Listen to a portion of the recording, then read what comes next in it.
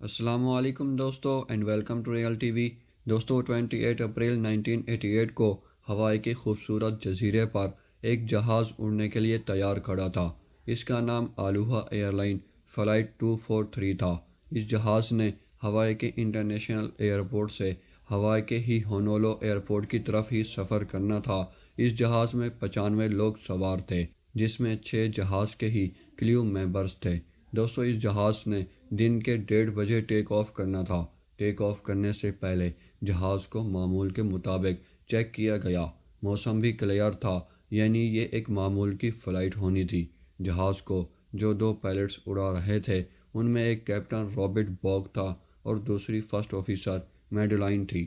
دونوں بہت ایکسپیرینس تھے۔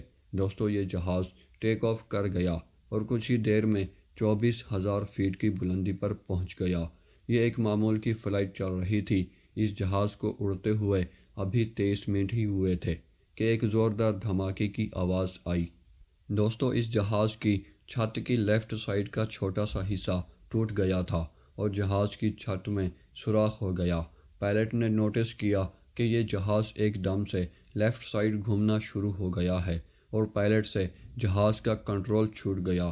دوستو اسی وقت جہاز کے اگلے والے حصے کی چھت 18 فیٹ تک ٹوٹ کر ہوا میں اڑ گئی۔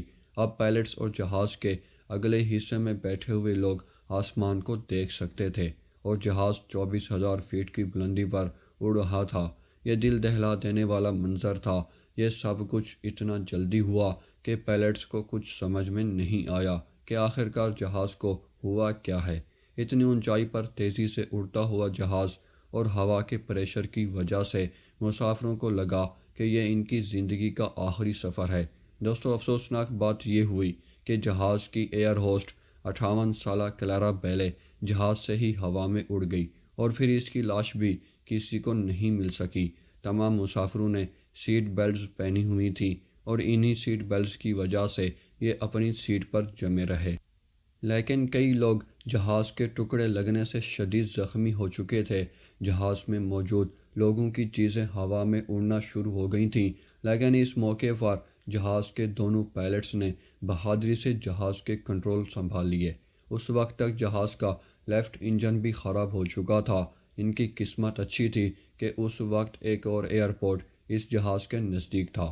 پائلٹس نے اس ایئرپورٹ پر ایمرجنسی لینڈنگ کرنے کی کوشش کی اور خوش قسمتی سے یہ جہاز لینڈ کرنے میں کامیاب بھی ہو گئے۔ یہ جہاز چھت اڑنے کے 13 منٹ کے بعد اس ایئرپورٹ پر لینڈ کر چکا تھا۔ جہاز میں بیٹھے 65 مسافر شدید زخمی بھی ہو گئے تھے اور جہاز کی ایئر ہوسٹ کی موت ہو چکی تھی۔ یہ تاریخ کا ایک انوکھا واقعہ تھا جب کسی جہاز کی 24,000 فیٹ کی بلندی پر چھت ٹوٹ گئی تھی۔ دوستو اس جہاز کو پھر کبھی اڑایا نہیں گیا، لیکن یہ واقعہ پیش کیوں آیا تھا؟ ایک جہاز کی چھت آخر ٹوٹی کیوں تھی؟ دوستو کئی رپورٹس کے مطابق اس جہاز کے حادثے کی جو وجہ سامنے آئی وہ یہ تھی کہ یہ جہاز جتنا استعمال ہونا چاہیے تھا اس سے کہیں زیادہ استعمال ہو چکا تھا۔ اس کی وجہ سے اس کی باڈی میں کریکس پڑ چکے تھے۔ یہ جہاز ہوائی آئی لینڈ میں ہی اڑتا تھا جہاں ہیومینٹی بہت زیادہ ہوتی ہے اور بس اسی وجہ سے اس جہاز کی باڈی ہوا میں ہی ٹوٹ گئی تھی۔ جہاز کے دونوں پائلٹس کو ان کی بہادری اور عقل مندی پر کافی سراہا گیا تھا۔ یہ حیرت انگیز واقعہ آج بھی ایویشن کی تاریخ کا سب سے حیران کن واقعہ ہے۔ دوستو یہ تھی آج کی انفارمیٹو ویڈیو۔ مجھے امید ہے کہ آج کی یہ انفارمیٹو ویڈیو آپ کی انفارمیشن میں اضافے کا باعث بنی ہوگی۔ ویڈیو اگر پسند آئی ہے تو لائک کر کے چینل کو ضرور سبسکرائب کر دیں۔ ملتے ہیں ایک اور شاندار ویڈیو میں، تب تک اپنا بہت سارا خیال رکھیے گا۔ اللہ حافظ۔